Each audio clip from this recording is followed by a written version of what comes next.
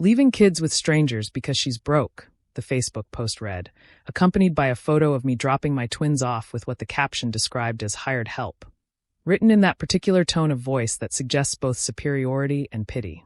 My cousin Margaret had added a series of laughing crying emojis and tagged me directly, ensuring I'd see it, and by late afternoon, 17 family members had liked the post and 6 had added their own commentary ranging from sympathetic to outright mocking.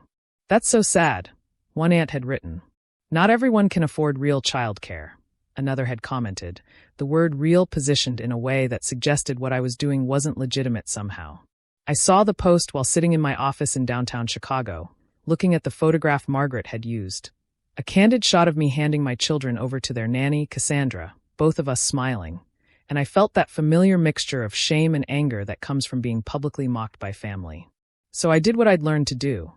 I stayed quiet, I didn't respond to the comments, I didn't defend myself on social media. Instead, I simply forwarded the screenshot to Cassandra with a note that said, "This is my cousin. Thoughts?"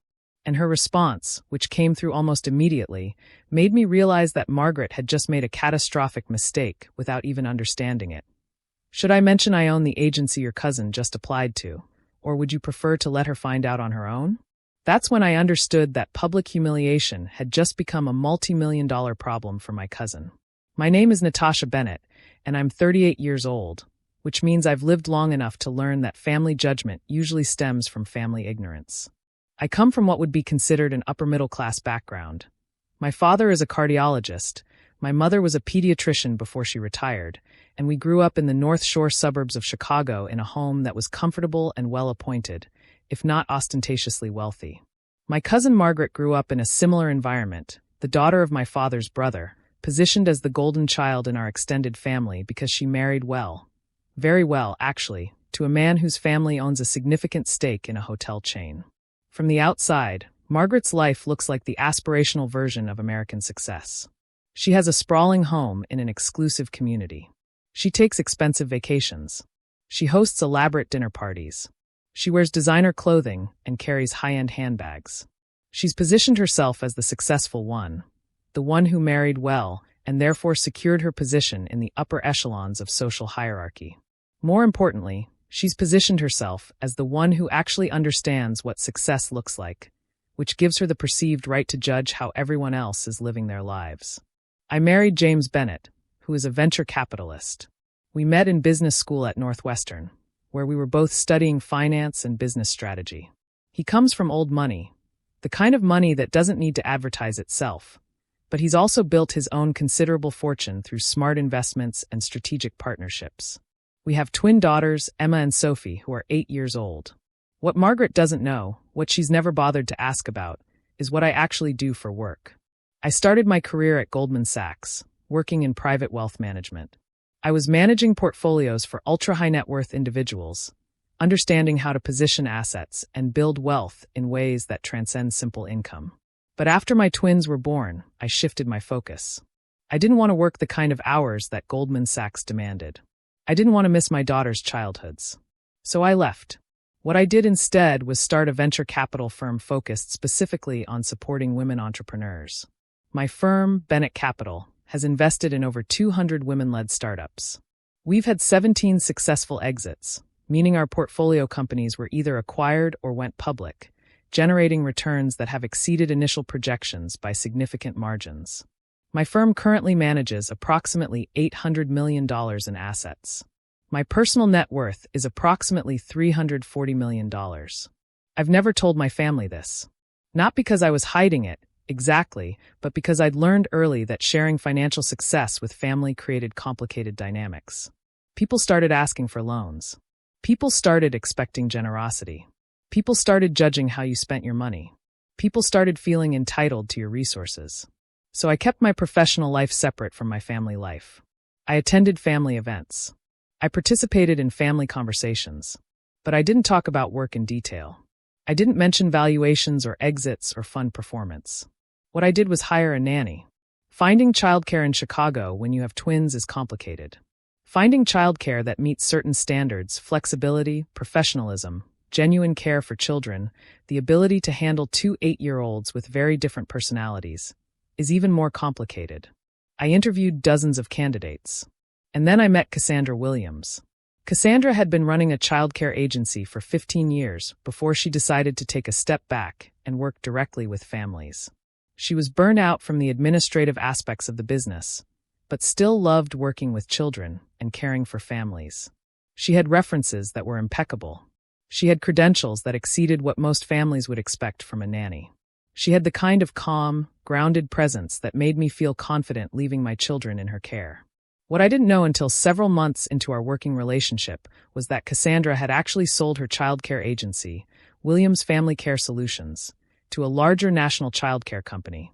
And then she'd immediately started a new venture capital firm focused specifically on investing in and scaling women-led childcare businesses. She'd become a partner at an investment group called Cascade Capital Partners, which had a portfolio of 17 childcare and family services companies valued at approximately $420 million. Cassandra mentioned this casually one afternoon when she was dropping the twins off at their after-school program. "I have a board meeting later," she'd said. "One of my portfolio companies just announced a Series B funding round." I'd asked what she did, and she'd explained her current role, mentioning it almost like an afterthought, as though she wasn't running a multi-million-dollar investment firm alongside caring for my children. I was shocked. I'd hired her as a nanny, not realizing she was a venture capitalist, not realizing she was operating at roughly the same professional level I was, just in a different sector.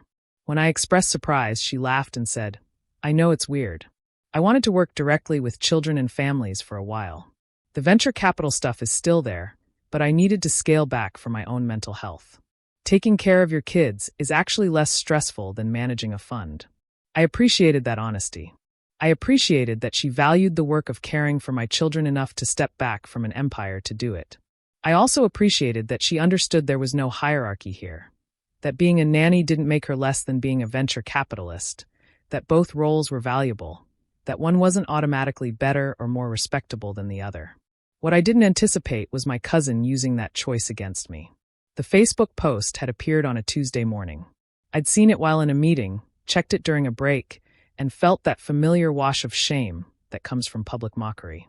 Margaret had positioned my choice to hire a nanny as evidence of financial struggle, as though not personally managing all childcare meant I couldn't afford professional help, as though hiring someone to care for my children was a sign of failure rather than a practical solution to a complex problem. The comments from family members had been painful. An aunt had expressed sympathy for my situation. A cousin had suggested I should maybe cut back on other expenses if I was struggling financially. Margaret herself had added a comment saying, "Not everyone can have it all, I guess," with the tone of someone who believed she had it all and was therefore in a position to judge. I'd stayed silent because I'd learned that defending yourself on social media only escalates situations and extends the drama. I'd let the post sit there, let the comments accumulate, let the narrative build in family members' minds without interruption. But Cassandra's text had changed the game entirely. My first instinct was to let Cassandra handle it however she wanted to handle it. She was a professional. She understood business. She understood what it meant to have her career questioned or misrepresented. But I also knew that if she approached Margaret directly, it would create a situation that was unnecessarily dramatic. So instead, I called Margaret. "I saw your post," I said when she answered, my voice calm and friendly, the tone of someone making a simple observation rather than expressing anger or hurt. "Oh, good," Margaret said, and I could hear the satisfaction in her voice, the pleasure at having gotten a reaction. "I hoped you would. I just think it's important for people to know what's really going on in other people's lives." "What do you think is going on?" I asked. "Well, it's clear you're struggling financially," she said. "Hiring a nanny means you can't handle things yourself. It's sad, but it happens. Not everyone can afford to stay home and manage their own household." I let that sit for a moment. I let her feel confident in her interpretation. Then I said very calmly, "You should probably take down that post." "Why would I do that?" she asked, genuinely confused. "I'm just being honest about what I see." "Because you don't actually know what you're seeing," I said. "My nanny isn't hired help. She's a venture capitalist who runs an investment firm. She has a net worth that probably exceeds yours. She chose to spend time with my children because she values that work. And by the way, I believe you recently applied for a position with one of her portfolio companies." The silence on the other end of the line was profound. "I what?"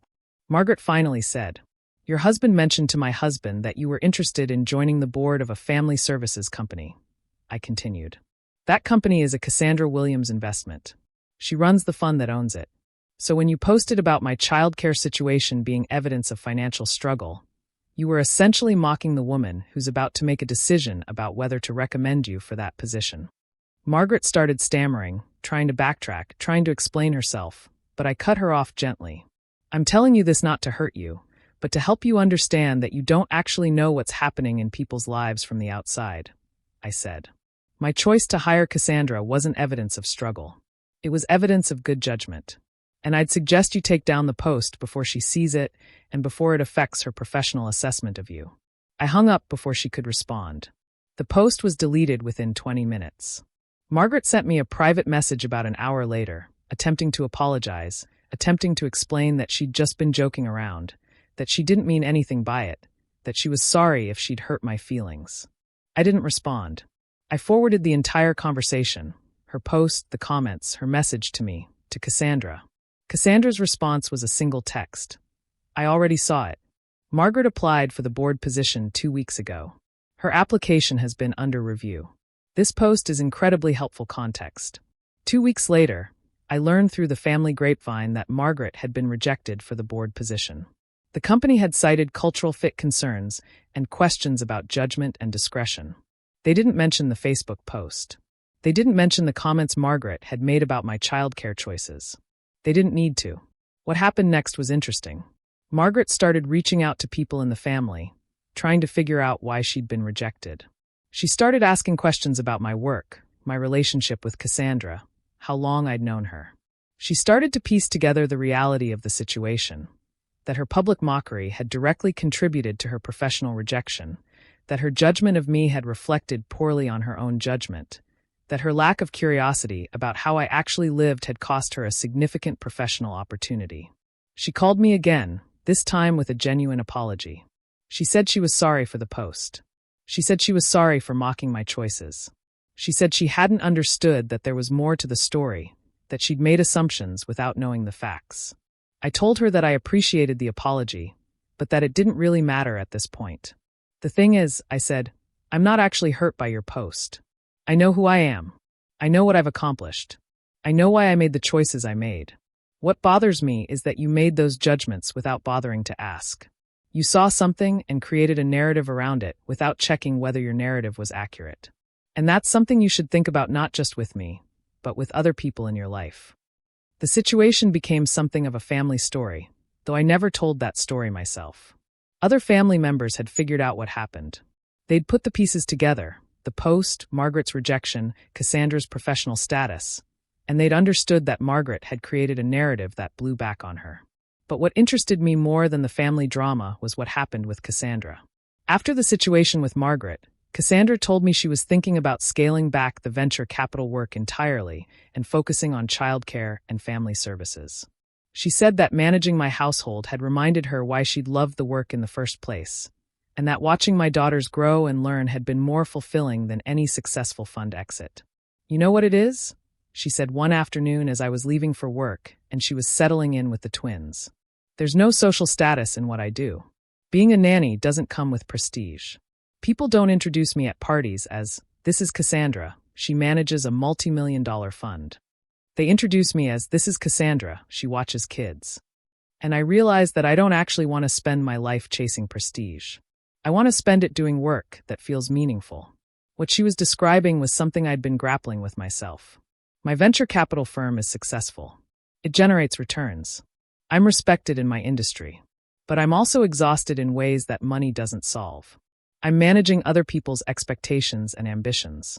I'm constantly evaluating and judging and deciding which ideas are worthy of investment and which aren't. There's a weight to that responsibility that sometimes feels heavier than the money it generates. The truth is, I chose to hire Cassandra not because I couldn't afford childcare, but because hiring Cassandra meant I could stop managing every detail of my household and could focus on what actually mattered to me, which was being present with my children when I was with them, rather than feeling guilty about not being present. Margaret had interpreted that choice as evidence of struggle, but the reality was that it was evidence of priorities. It was evidence of understanding that there's dignity in all work, that hiring someone to care for your children doesn't make you less capable, that valuing your own time and energy enough to outsource what someone else could do better was actually a sign of success, not failure. The Facebook post, and the situation that followed, became a kind of object lesson for me about family judgment and the assumptions we make about how other people are living. Margaret had looked at my life from the outside and created a narrative that was entirely disconnected from reality. She'd made that narrative public. She'd invited other family members to participate in that narrative. And she'd only backed away from it when she understood that there might be professional consequences to her judgment. What troubled me was that it took professional consequences to make her reconsider her assumptions. It didn't take empathy or curiosity about how I actually lived. It didn't take wondering whether she might be missing information. It took the fear that she'd damaged her own reputation to make her understand that she'd been wrong. I've never publicly shared the full story of what happened with Margaret, not because I want to protect her, but because the point isn't really about Margaret or her humiliation. The point is about what that experience taught me about family, about judgment, about the narratives we create about other people's lives without bothering to ask if those narratives are true. Cassandra still works with my family part-time. She's scaled back her venture capital involvement significantly, focusing instead on building programs and support systems for families and childcare providers. She still sits on some boards, still manages a portion of her fund, but primarily she's working with children and families now. And every time I see her interacting with my daughters, I'm reminded that success isn't just about money or professional achievement. Sometimes success is about knowing what you actually value and having the freedom to pursue it. Sometimes success is about caring for children and knowing you're doing it well. Sometimes success is about refusing to participate in other people's narratives about your life, regardless of whether those narratives are flattering or judgmental. Margaret eventually reached out to me a few months later and asked if there was anything she could do to help repair our relationship. I told her that our relationship would repair itself if she learned to be curious before she was judgmental, if she learned to ask questions before she created narratives, if she learned to assume that people had reasons for their choices rather than assuming they were struggling or failing. I'm not sure if that's a lesson she actually learned, but I hope she did. And I know that for me, the Facebook post and everything that followed was a useful reminder that the people we should listen to are the ones who are actually living our lives, not the ones who are observing from the outside and making assumptions. Cassandra and I became close friends, beyond the professional relationship of nanny and employer. We have lunch together regularly. We talk about business and family, and what it means to build a life that actually reflects your values, rather than the values other people think you should have. And every time Margaret sees Cassandra at a family event now, I watch her try to recalibrate how she relates to her, trying to position herself as someone who's engaged and interested rather than someone who was previously mocking her life choices. It's awkward. It's uncomfortable for Margaret, which is probably appropriate given how she'd handled the situation initially. But it's also a good reminder that the people we dismiss or judge from the outside often have entire lives we know nothing about. The choices they make are frequently smarter than we understand. And the best response to that reality isn't to mock them on social media. It's to ask questions, to be curious, to assume that there's more to the story than what we can see from the outside looking in.